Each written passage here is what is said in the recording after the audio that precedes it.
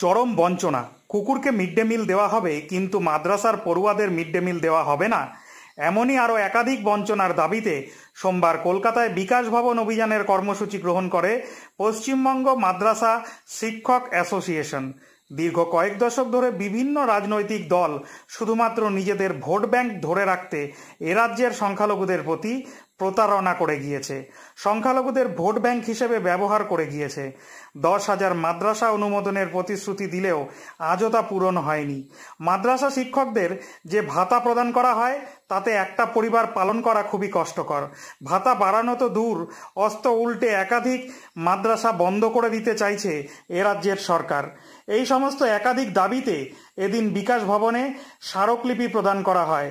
অবিলম্বে দাবি না মানা হলে আগামীতে বৃহত্তর আন্দোলনের হুঁশিয়ারি দিয়েছে পশ্চিমবঙ্গ মাদ্রাসা শিক্ষক অ্যাসোসিয়েশন। আজকে 30শে জুন সারা পশ্চিমবাংলা মাদ্রাসা টিচার অ্যাসোসিয়েশনের পক্ষ থেকে আমাদের বিভিন্ন বঞ্চনার প্রতিবাদ নিয়ে আমরা আজকে বিকাশ ভবনে আমাদের ডেপুটেশন দিলাম। আজকে আমাদের ডেপুটেশন দেওয়ার একটাই কারণ, 2011 সালে মমতা ব্যানার্জি যখন সরকারে আসে তখন তিনি মাইনরিটিদের, সংখ্যালঘুদের প্রতিশ্রুতি দিয়েছিলেন যারা পিছিয়ে পড়া সংখ্যালঘু সম্প্রদায়ের মানুষ আছে তাদের সারা পশ্চিমবাংলায় 10,000 মাদ্রাসা দেওয়া হবে। সেই প্রতিশ্রুতি অনুযায়ী অনেকজনে জমি ডোনেট করে অনেক মাদ্রাসা অর্গানাইজেশন করেছিল, কিন্তু আজ অবধি 10,000 মাদ্রাসা কেন 1,000 মাদ্রাসাকে অ্যাফিলিয়েশন দেয়নি। সেই নোটিফিকেশন অনুযায়ী আমরা সারা পশ্চিমবাংলায় 235টি মাদ্রাসা কোর্টের মাধ্যমে অ্যাফিলিয়েশন পাই। আজকে 2011 থেকে 2025 অবধি আমরা আমাদের রক্ত দিয়ে এবং ফ্রি সার্ভিস দিয়ে এই মাদ্রাসাকে আমরা একটা সুন্দর পরিবেশ তৈরি করে রেখেছি।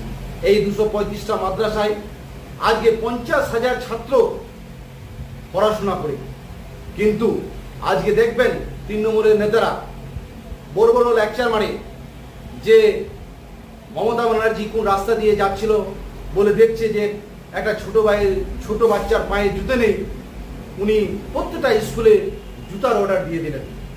আজকে উনি দেখতে পাচ্ছেন না, উনার প্রতিশ্রুতি অনুযায়ী আজকে 235টা আনএডেড মাদ্রাসা, সেক্ষেত্রে 50,000 বাচ্চা রয়েছে, না ওখানটা পাচ্ছে মিড ডে মিল, না পাচ্ছে কন্যাশ্রী, না পাচ্ছে যুবশ্রী, না পাচ্ছে সবুজ সাথী। এইগুলো থেকে তাদের সংখ্যালঘু মানুষদের যারা পিছিয়ে পড়ে এগুলো বঞ্চিত করে রেখেছে।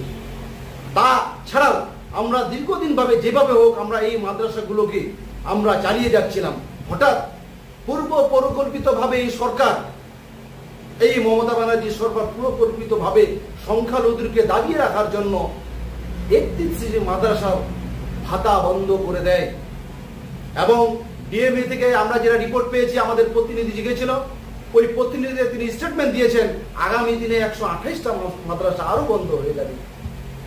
অবাক কথা, যেখানে মমতা ব্যানার্জি প্রতিশ্রুতি দিয়েছিল পশ্চিমবাংলায় 10,000 মাদ্রাসা পাবে, সেখানটায় শুধুমাত্র 235টা মাদ্রাসা অ্যাফিলিয়েশন পেয়েছি, তার মধ্যে 128টা মাদ্রাসাকে বন্ধ করে দিতে চেয়েছে। এই উদ্দেশ্য নিয়ে আজকে আমাদের এই গণডেপুটেশন। আমাদের সরকারের কাছে দাবি, আমরা যেন সমবেতী সমকাজে পূর্ণাঙ্গ আমরা মর্যাদায় আমাদের বেতন পাই এবং প্রত্যেকটা স্কুলে আমাদের মাদ্রাসায় যেন মিড ডে মিল চালু করা হয়, বাচ্চাদের জুতো দেওয়া হয়, বাচ্চাদের ড্রেস দেওয়া হয় এবং বাচ্চারা সসম্মানে যেন তারা ওই স্কুলে যেতে পারে। এটাই আমাদের আজকে দাবি দেওয়া ছিল। এই দাবি দেওয়া নিয়ে আজকে আমরা বিকাশ ভবনে ডেপুটেশন দিয়েছিলাম। মমতা ব্যানার্জি যেখানটায় বলেছে বিকাশ ভবনে দাঁড়িয়ে যে এই 235টা আনএডেড মাদ্রাসাকে আমি এডেড করে দিলাম, আজকে কথাটা বলার আজকে 3 বছর হয়ে গেল, তা সত্ত্বেও এই মাদ্রাসাগুলো এডেড করছে না। আজকে মমতা ব্যানার্জি বিধানসভায় দাঁড়িয়ে বলছে কুকুরকে মিড ডে মিল দেওয়া হবে, রাস্তায় যারা কুকুর ঘোরাফেরা যারা করতে তাদের কুকুরকে মিড ডে মিল দেওয়া হবে, কিন্তু যে সংখ্যালঘুর বাচ্চারা, গরিব মানুষের বাচ্চারা যে মাদ্রাসায় পড়তে যাচ্ছে তাদের মিড ডে মিলের ব্যবস্থা নেই। এটাই হলো, দেখবেন এদের দ্বিচরিততা।